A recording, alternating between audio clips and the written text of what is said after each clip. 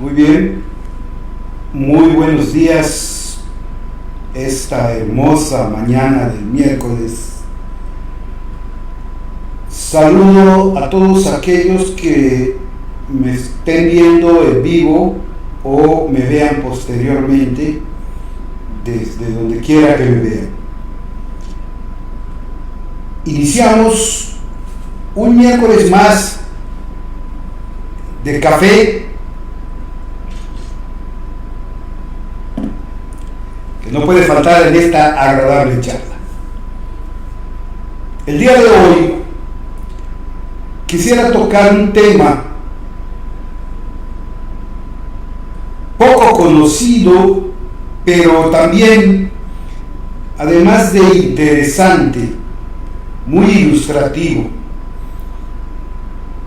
Y para esto quisiera irme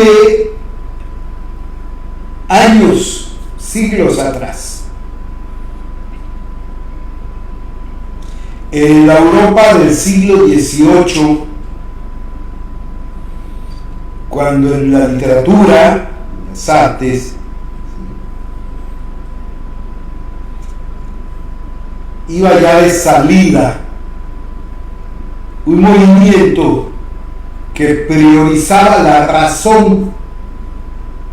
Acordémonos que después de la Edad Media, cuando viene en Italia el Renacimiento, empieza un redescubrimiento de la cultura helénica, de los griegos y sus aportes, y empieza a fomentarse la razón por encima de otras cosas.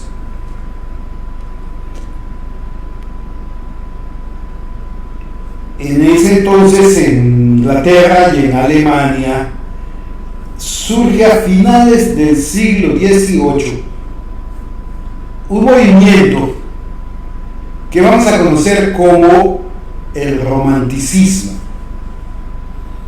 que no está precisamente vinculado a la idea de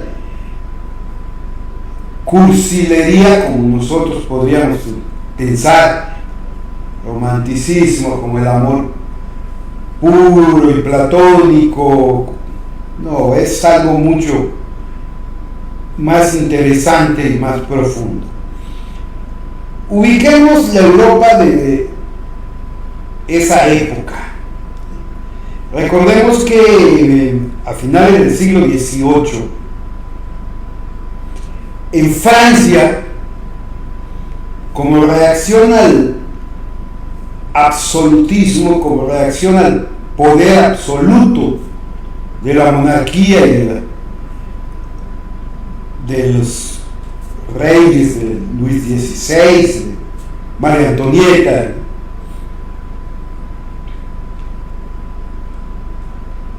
estalla la Revolución Francesa. Se rebela la gente, asesinan a los monarcas, se instala la Asamblea del Pueblo, y lo que inició pretendiendo ser un movimiento liberador se convierte en una etapa de terror. Bastaba que alguien señalara con flamígero dedo a sus enemigos o a los obstáculos que quisiera eliminar para que los pasaran por la guillotina. Robespierre tenía asolado París.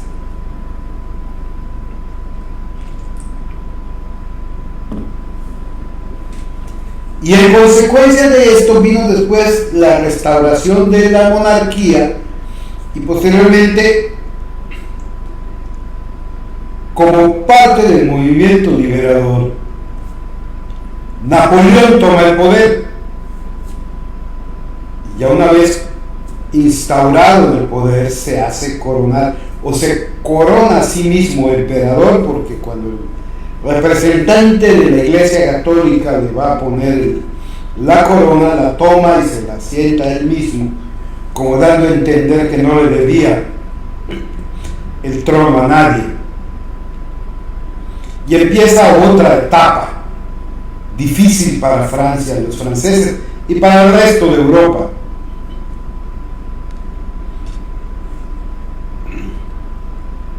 Y es en este ambiente donde surge este movimiento llamado el romanticismo, que en Alemania lo podemos señalar a partir de una novela de Goethe, un tanto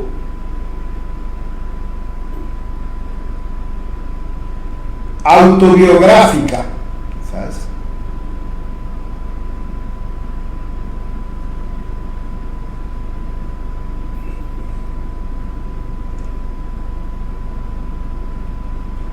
Las tribulaciones del joven Bert,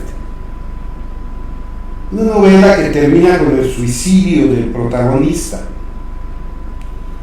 y que esto lleva en algún momento a los jóvenes románticos alemanes a adoptar esa moda de suicidarse. Son muchos los que siguen el ejemplo del joven Bert. Pero ¿qué es el romanticismo?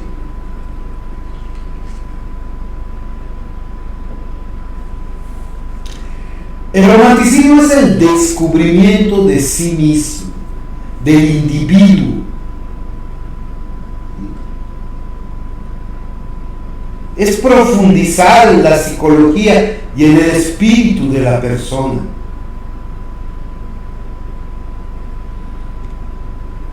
Es alejarnos de la razón para enfocarnos en la naturaleza.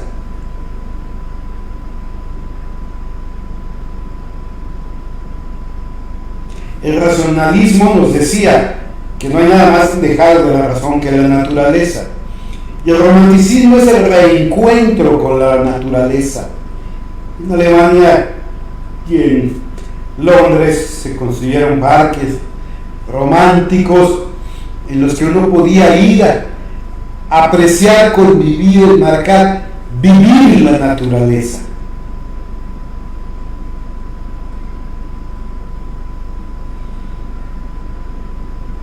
Y así el romántico explora en sí mismo para manifestarlo en su arte.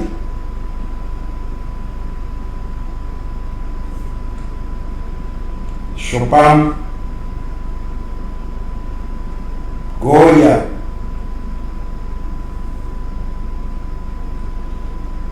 Víctor Hugo,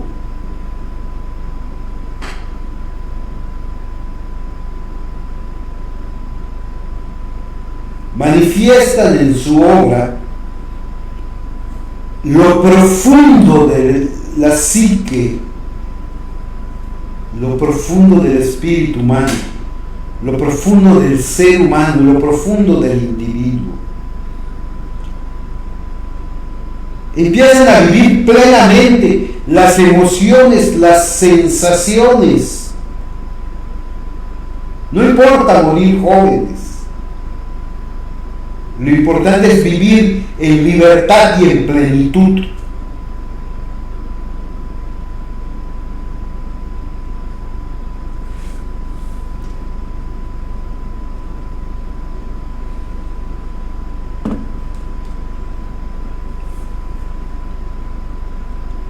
Y este movimiento que abarca toda Europa llega un poco tarde a Francia, pero llega a Francia intensamente y genera grandes escritores. Imaginemos la vida cultural del París del siglo XIX con pleno romanticismo.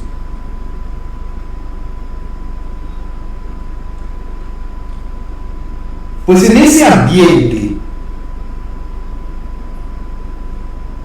En 1808 nació Amandine Aurore Lucille Dupin, más tarde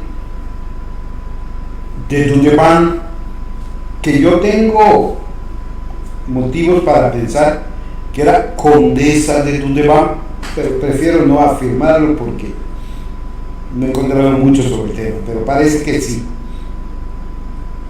¿Quién fue Amandine Dupin de Dudevant?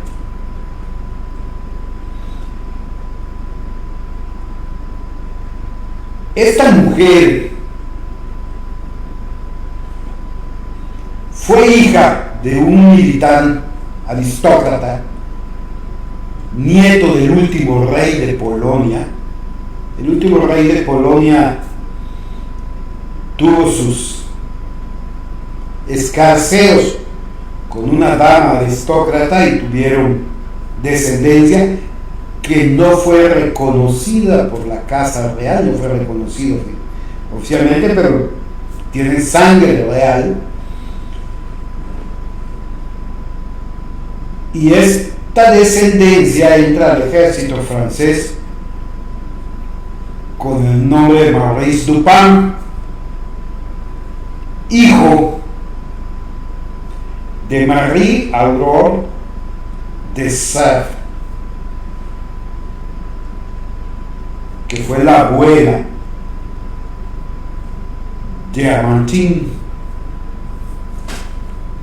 En el ejército, Maurice, capitán del ejército napoleónico, conoce a Sophie Victorine de Lavore. Sophie era una mujer de clase humilde que acostumbraba a frecuentar los cuarteles militares y relacionarse con los soldados para ver qué podía obtener. Algunos biógrafos dicen que ejercía la prostitución con la milicia. No quiero aventurarme a afirmar tal cosa porque además no me consta. Ni tengo evidencia, ni soy experto en el tema, ni me interesa. Pero lo que sí está comprobado es que ella viene de clase humilde y acostumbraba de partir con los soldados para ganarse la vida. Hasta allá. Maurice se enamora profundamente de esta mujer y se casa con ella. Desde luego, este matrimonio fue muy mal visto por María Aurora, la mamá de Maurice. Ella era aristócrata y su hijo se casó con una buscona. Sin embargo, no pudo evitar el matrimonio.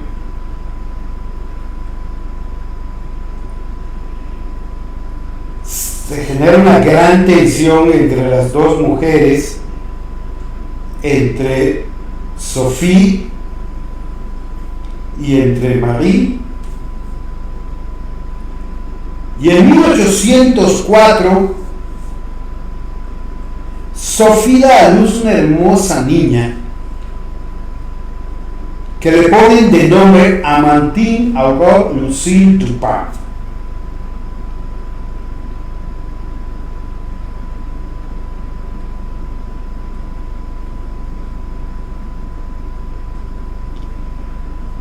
Finales de 1807, requerido por el ejército, Maurice se va a España y en 1808, poco tiempo después, Sophie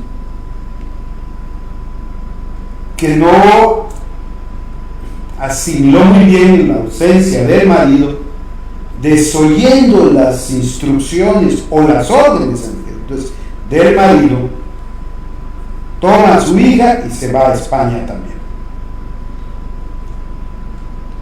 Y digo las órdenes del marido porque recordemos que en aquella época, en una estructura social muy machista,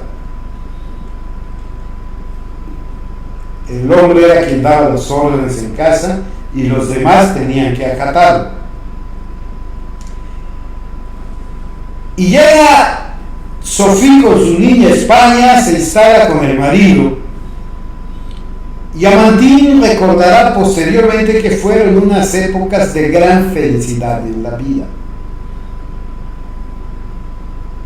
Sofía, para agradar al marido y acostumbrada a moverse en el círculo de los militares, le confecciona a su hija ropa estilo militar, uniformes militares, y la niña andaba por allá vestida de militar.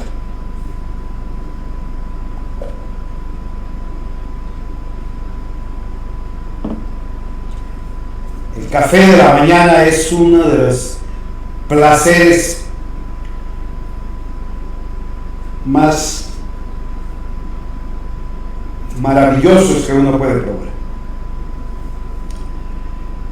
Hay quienes dicen que esta época en la que Amandine vivía entre los militares vestida de militar marcó su futuro.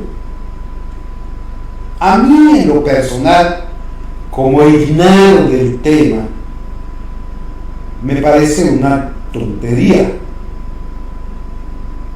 La vestimenta es una convención social. Amandine tenía 4 años y así la hubieran vestido de chango, no iba a marcar su futuro.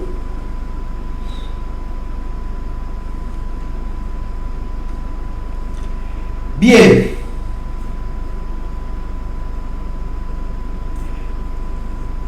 Meses después regresa la familia a Francia.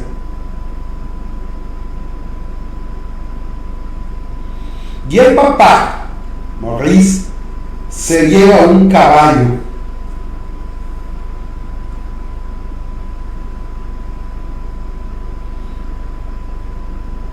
bronco, indómito. Sofía embarazada. En 1809, Sofía da a luz una criatura que fallece muy poco tiempo después. Y semanas posteriores, Maurice, montando el caballo, sufre un accidente y fallece.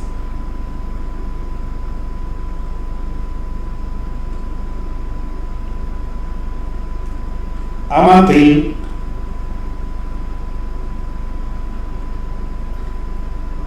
pierde a su padre a los 5 años de edad y se queda en la casa de la abuela en un ambiente de muy fuerte tensión entre las dos mujeres.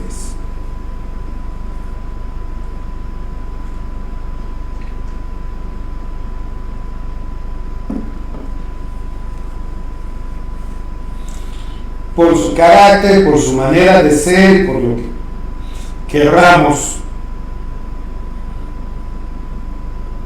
Amandine se pega mucho a la abuela.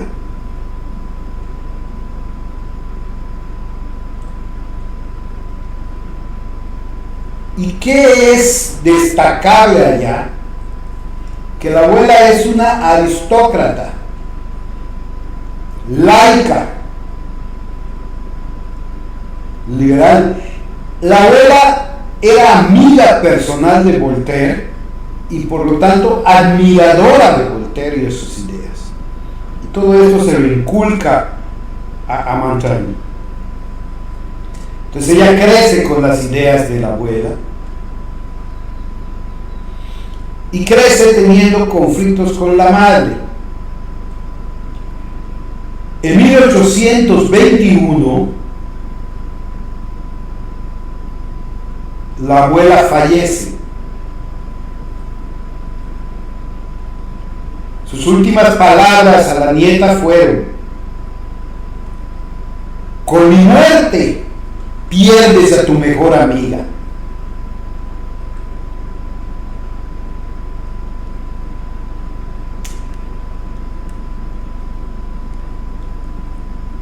Al quedar sola Amandine con su mamá, se da cuenta de la razón por la que la madre permanece con ella. Toda la herencia de la abuela se le quedó a ella. La abuela era una mujer muy rica.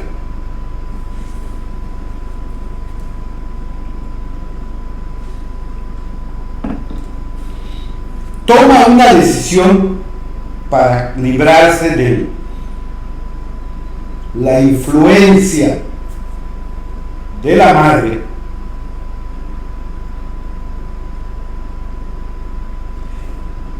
Y un año después contrae matrimonio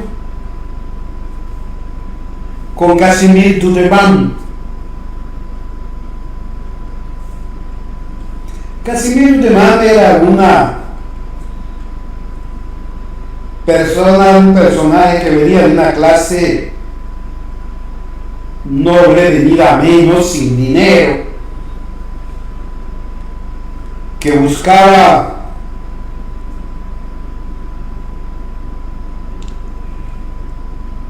un medio para sobrevivir. En el dinero de Diamantine vio la oportunidad de hacerlo sin trabajar.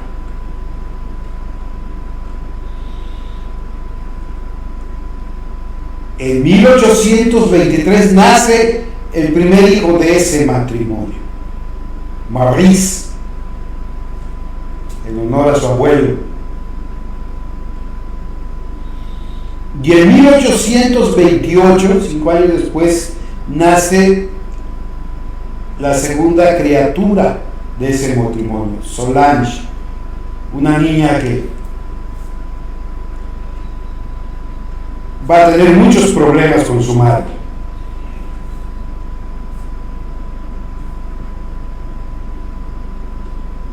¿Qué sucede realmente con este matrimonio?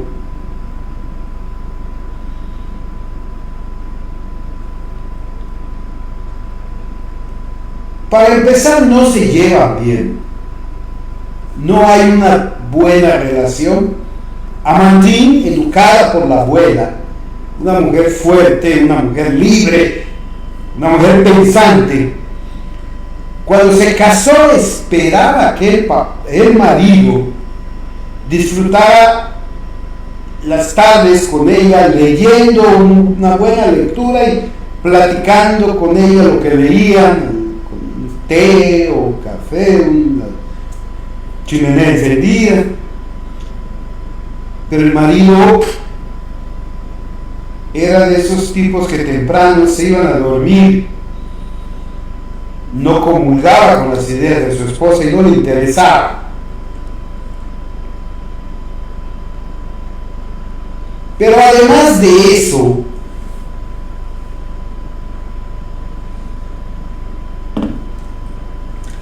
recordemos que en aquella época a las mujeres se las educaba como santas, es decir, totalmente ignorantes de la sexualidad, ajenas a la sexualidad. Y en el momento del matrimonio se les entregaba al marido como potrancas listas para ser gozadas y preñadas. Y esto hizo que la vida sexual en el matrimonio de Amandine no fuera precisamente lo más adecuado.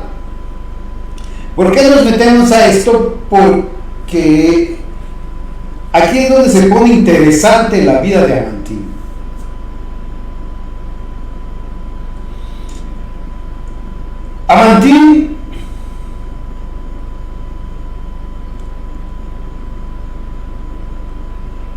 empieza a buscarse amistades en los círculos literarios e intelectuales de la Francia de aquella época. En aquella época en Francia se vivía un bullicio cultural que ya quisiéramos muchos atisbar.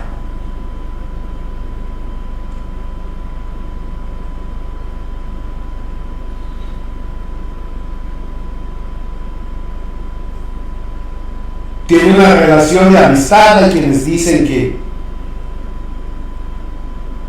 hay una relación sentimental y que fue amante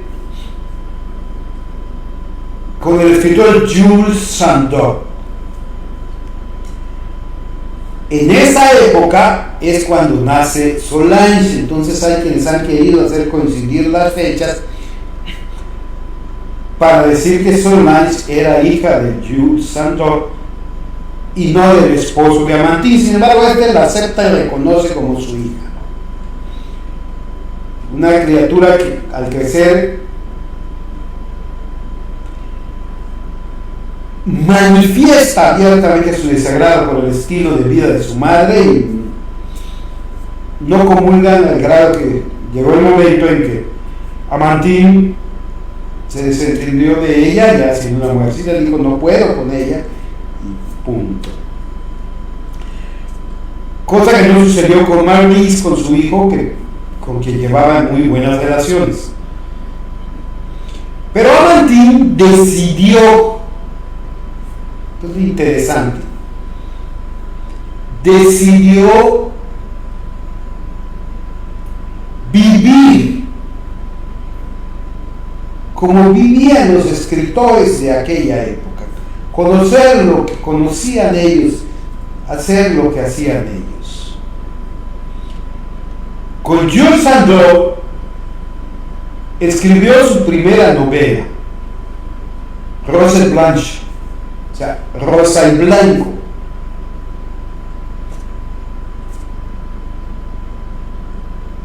Jules no quiso firmarla con Amantine, le dijo reconozco lo que has hecho, es tuyo, fírmalo tú y continúa tu carrera provisoria como escritora. Amantine se busca un seudónimo masculino para poder ser leída como son leídos los hombres y para poder ser acogida por la industria editorial de la época. Acordémonos, y lo hablamos en alguno de los primeros cafés de los miércoles, que hubo una época en que las mujeres no podían escribir y no se consideraba propio de una mujer dedicarse a la escritura. Entonces ella toma las primeras 4 letras del apellido de Sandeau, genera un nombre en inglés, no en francés, y adopta el seudónimo de George Sand. Y así escribe más de 100 novelas, cuentos y más de 1000 páginas de cartas, correspondencia, una obra literaria prolífica y hermosa. Pero no solo eso, Amantine tiene varios amantes. Fue amante de Chopin, vivió una experiencia muy dura con Chopin, porque llegó el momento en que no coincidieron en muchas cosas. Ella se retira y cuando Chopin estaba en su lecho de muerte regresa a verlo, y la hermana de Chopin no la deja acercarse a despedirse de quien fue su amante. Chopin estuvo prendadísimo de ella, lo decía. Por lo general se buscaba amantes un poco más jóvenes. Ahora bien, ¿cuál es la característica más notoria de Amantine Laure-Lucille Dupin de Dudevant, mejor conocida como George Sand? Vestía de hombre. empezó a vestirse de hombre.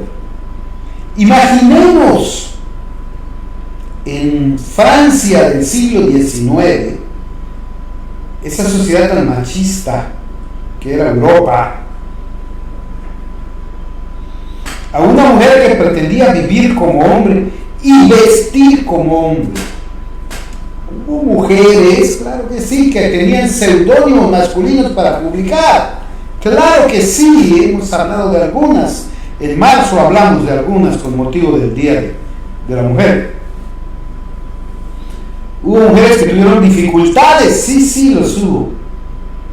Pero que tuvieran los ovarios para salir a la calle todo el tiempo, a pasear, vestidas de hombre, frecuentar círculos masculinos, hacerse de amistades masculinas, eso es Amantine.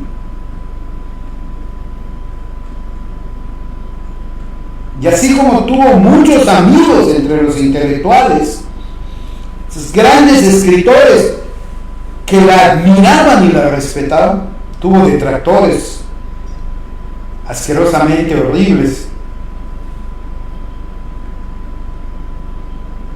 Por ejemplo, Nietzsche. Nietzsche fue muy despectivo con respecto a ella.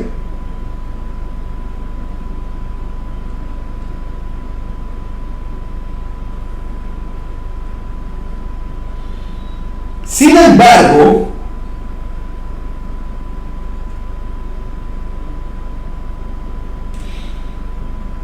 Amantine vivió intensamente. Terminó divorciándose del conde de Dudevant, o del marqués de Dudevant, de Casimir Dudevant. Se divorció, la del dinero era ella, tenía su fortuna. Geldogan, la casa de la abuela, la casa donde vivió la abuela, la casa que le dejó, la casa que era de ella, el 8 de junio de 1876 falleció Amantine. La recordamos por su valor, por su feminismo vivido realmente y no solo de discurso ni de payasadas, por su genio literario, por su vocación por las clases humildes y por los pobres, por su espíritu de libertad.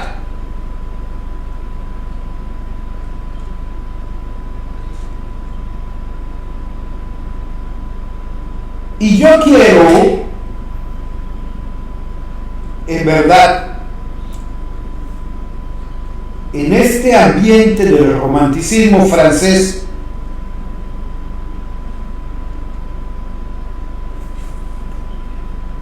compartir con ustedes un cuento corto escrito por George Sand para que conozcamos su obra. Voy a primero disfrutar un delicioso trago de café.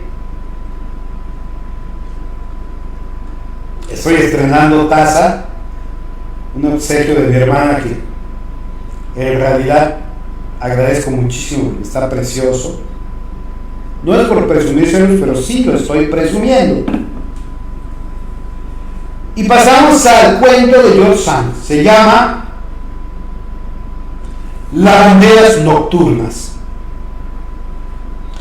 Espero disculpen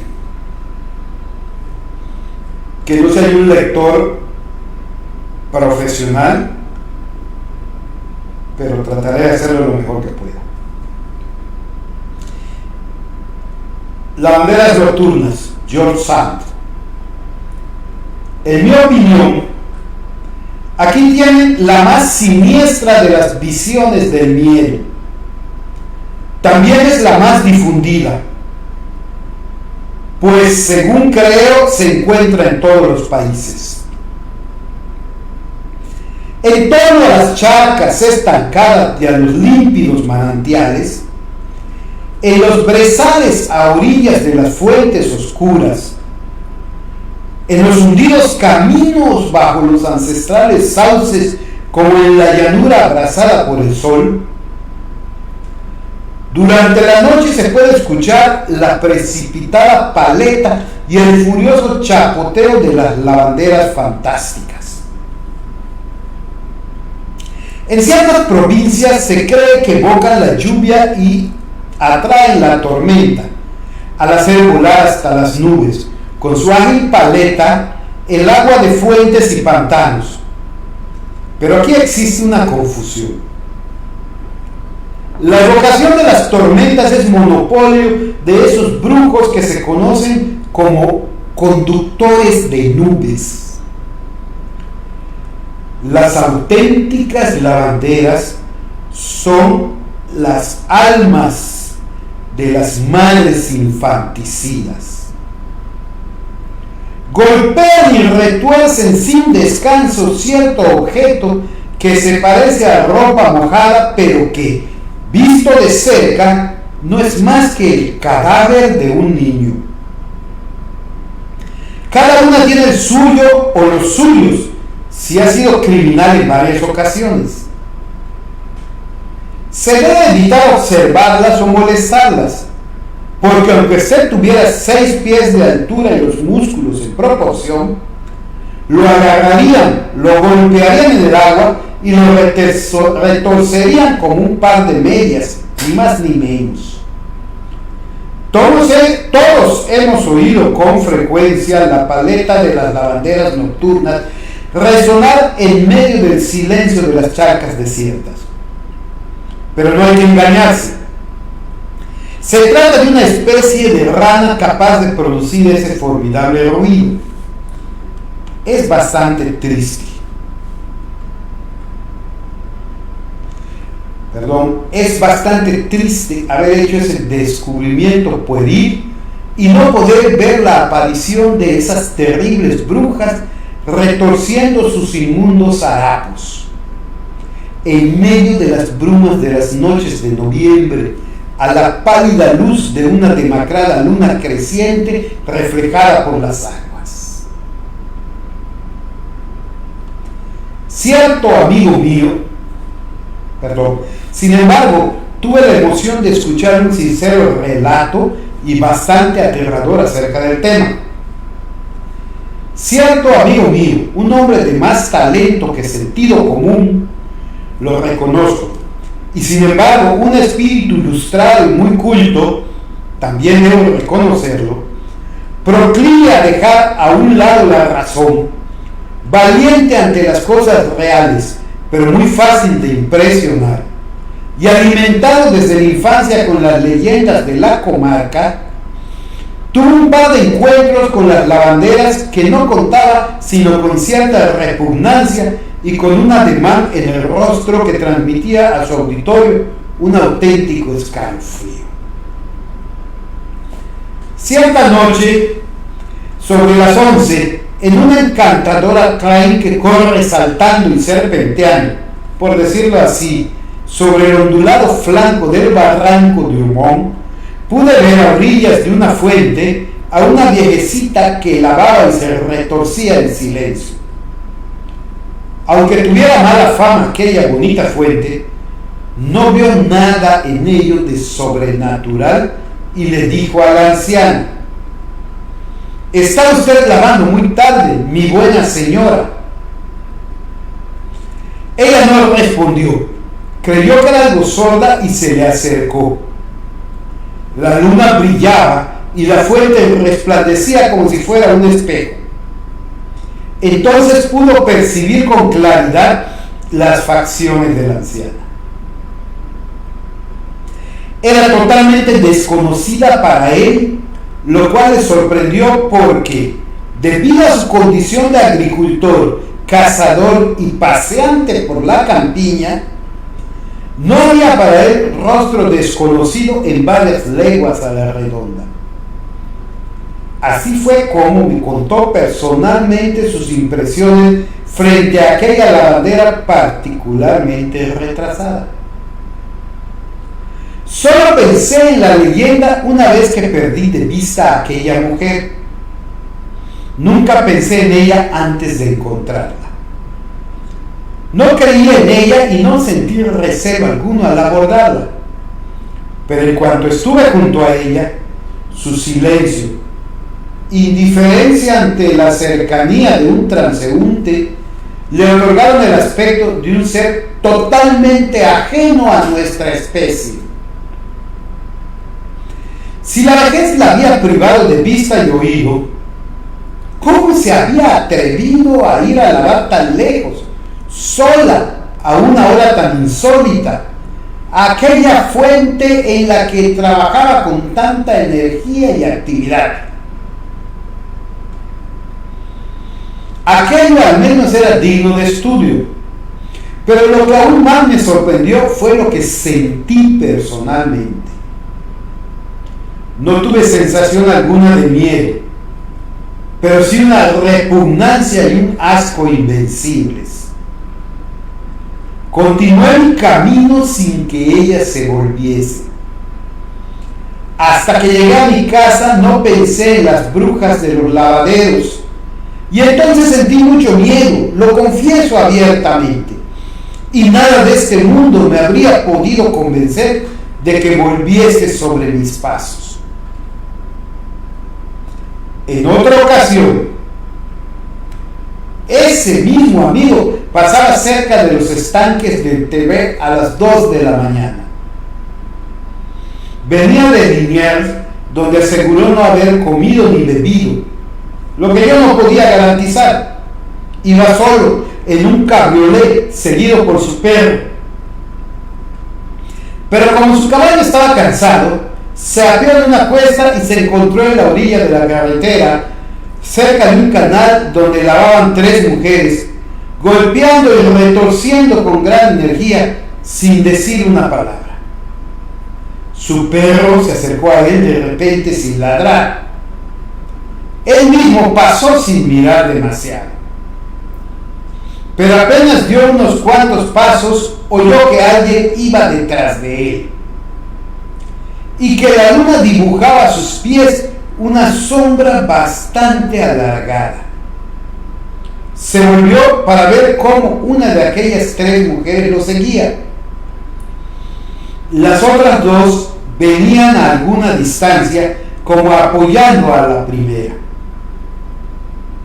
En esta ocasión, dijo, sí que pensé en las malditas lavanderas, pero experimenté una emoción muy distinta a la de la primera vez.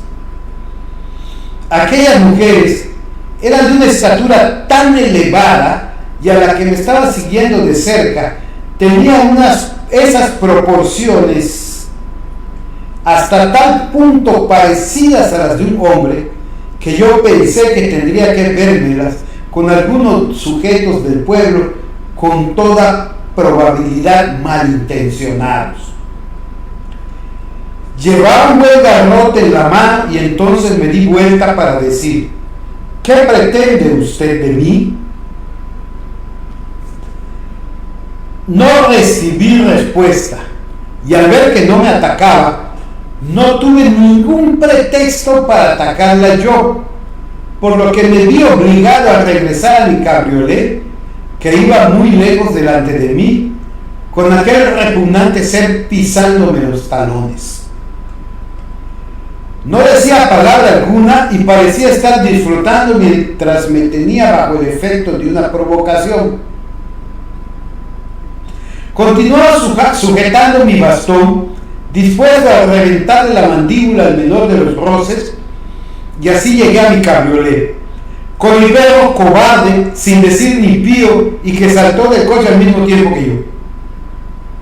Entonces me volví, y aunque había oído hasta aquel momento pasos detrás de mí, y había visto caminar una sombra al lado de la mía, no pude ver a nadie.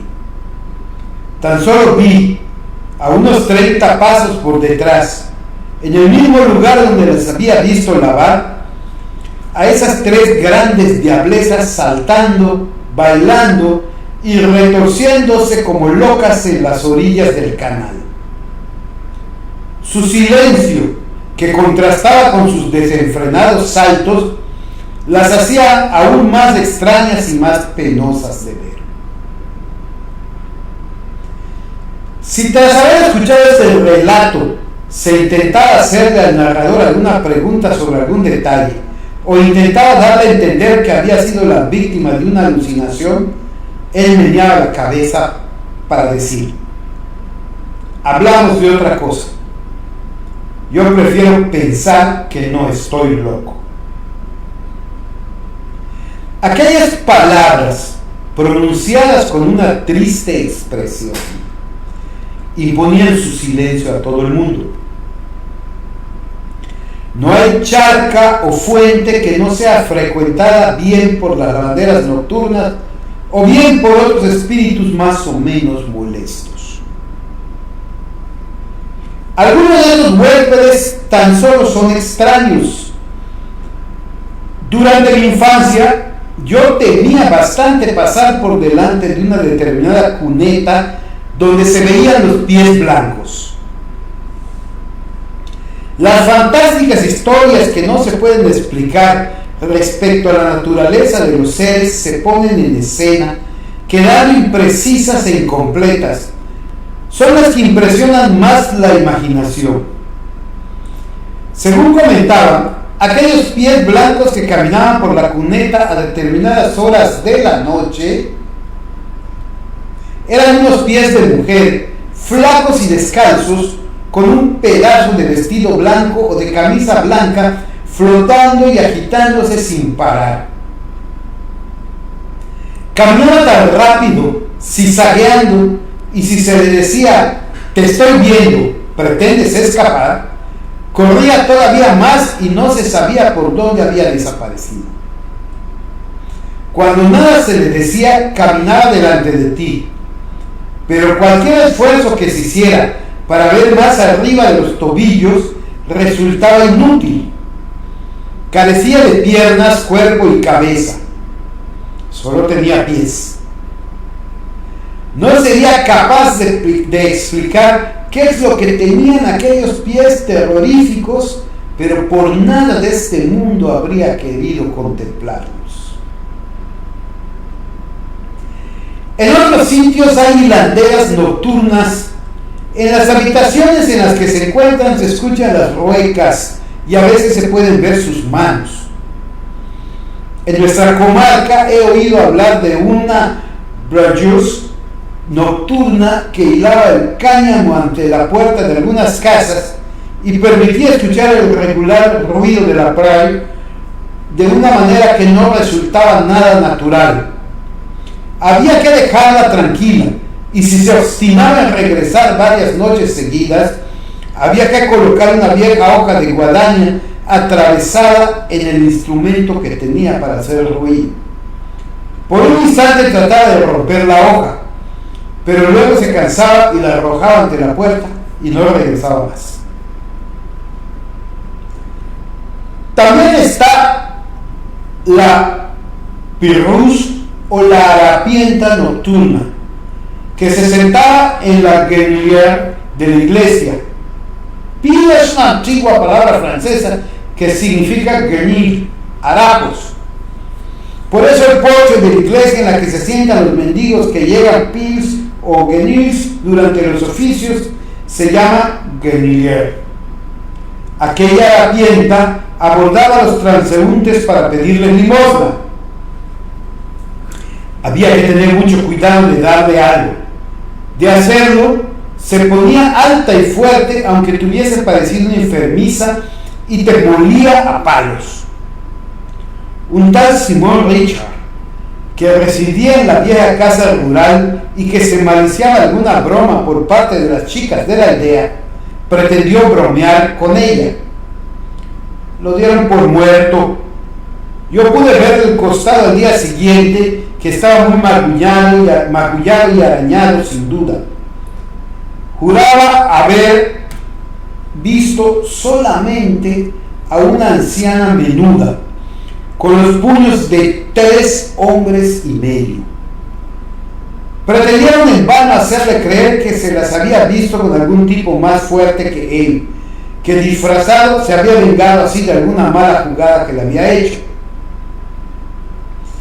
Era un hombre fuerte y valiente, hasta pendenciero y vengativo. Sin embargo, una vez recuperado, abandonó la parroquia y nunca más volvió, asegurando que no le tenía miedo a hombre ni a mujer, pero sí a los seres que no pertenecen a este mundo y que no poseen un cuerpo como el de los cristianos. Hasta aquí el cuento de las lavanderas de George Sand. Como podemos ver, el género de este cuento es de terror.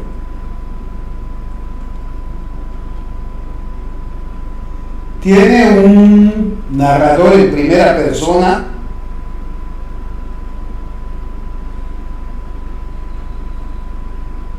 el tiempo es lineal y estructuralmente tenemos 3 relatos en uno.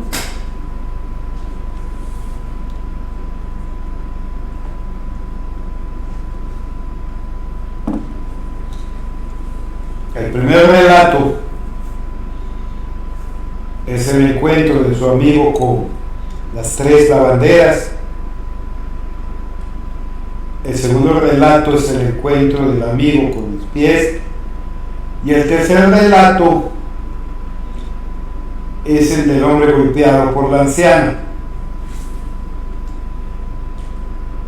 El espacio en el que se desarrolla el cuento es la campiña francesa. Y bueno, ustedes háganse una idea de cómo es la literatura en el romanticismo francés del siglo XIX. Conocemos de ella Los Miserables de Víctor Hugo, algunos de muy jóvenes disfrutamos las obras de Alejandro Dumas, El Conde de Montecristo, Los Tres Mosqueteros, 20 años después, La Dama de las Camelias. De Víctor Hugo, El Jorobado de Nuestra Señora de París, tremenda novela.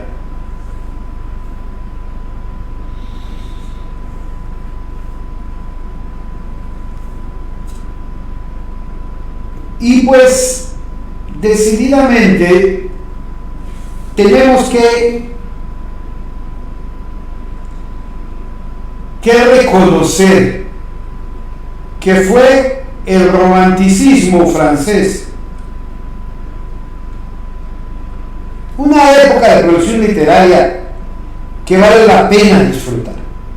No solamente en la literatura y el arte.